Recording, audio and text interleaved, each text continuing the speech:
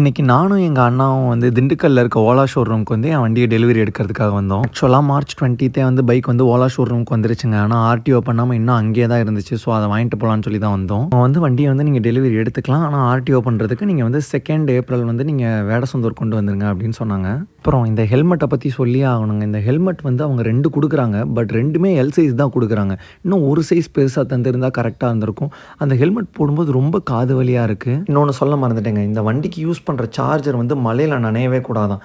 But எங்களுக்கு இத பத்தி ஒரு இன்ஃபர்மேஷனுமே அவங்க குடுக்கவே இல்ல. ஆனா இந்த வண்டிய பத்தி அவங்க ஒண்ணே ஒண்ணு மட்டும் சொன்னாங்க. இவங்க சர்டிஃபை பண்ண அந்த மைலேஜ் ரேஞ்ச் வந்து 240யா அந்த 240 மைலேஜ் மட்டும் உங்களுக்கு கிடைக்காது அப்படின்றத மட்டும் தெளிவா சொன்னாங்க. அப்புறம் என்ன பண்றது? சரி வண்டிய டெலிவரி எடுத்துட்டு கிளம்பலான்னு சொல்லிட்டு எங்க அண்ணன ஓட்ட சொன்னேன். எங்க அண்ணனும் ஓட்டி பார்த்துட்டு சூப்பரா இருக்குன்னு சொன்னாங்க. ஆனா அந்த செயின் சவுண்ட் மட்டும் லைட்டா கொஞ்சம் கேட்குற மாரி சொன்னாங்க. அப்புறம் எங்க அப்பா, அம்மா 2 பேருமே ஓட்டி பார்த்தாங்க. எங்க அப்பாவும் அதே தான் சொன்னாங்க. என்னடா லைட்டா கொஞ்சம் செயின்ல சவுண்ட் கேட்குற மாரி இருக்குன்னு.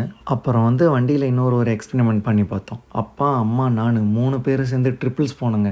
ட்ரிபிள்ஸ் போம்போதும் அதே ஸ்மூத்தா போச்சு வண்டி. எந்த இடத்துலயுமே ஒரு தடுமாற்றமும் இல்ல. புதுசா வண்டி எடுத்துட்டு சாமி கும்பலன்னா எப்படிங்க? அதனால எங்க அப்பா என்ன பண்ணிட்டாரு, ஸ்ட்ரெயிட்டா வண்டி கருப்பண்ணசாமி கோயிலுக்கு வண்டிய விட்டுட்டாரு. நாங்க வந்து எப்போ புதுசா வண்டி எடுத்தாலுமேங்க, இங்க வண்டி கருப்பண்ணசாமி கோயிலுக்கு வந்துட்டு நம்ம வண்டி சாவிய எடுத்து அந்த சாமி முன்னாடி வச்சு பூஜை பண்ணிட்டு, அப்புறம் சாமிக்கு ஒரு மாலை, அப்புறம் வண்டிக்கு ஒரு மாலை எப்பயுமே எடுத்துட்டு வந்துருவோம்.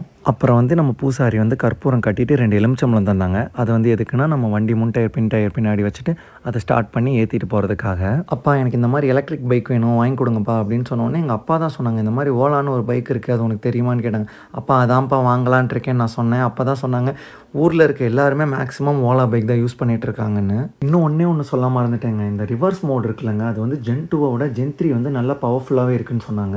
இந்த ஓலா ஜென் 2க்கும் ஜென் 3க்கும் ஒரே ஒரு வித்தியாசம் தாங்க. அந்த செயின் மட்டும் தான். அதுக்கப்புறம் இந்த சைடுல வந்து எக்ஸ்ன்னு போட்டிருக்காங்கல்லங்க, அந்த ஒரே ஒரு பெயிண்ட் மட்டும் தாங்க. பொறுங்க, இது வெறும் டெலிவரி வீடியோ தான். நெக்ஸ்ட் வீடியோல தான் இதோட யூசர் எக்ஸ்பீரியன்ஸ பத்தியே நான் சொல்லப் போறேன். மறக்காம பாருங்க.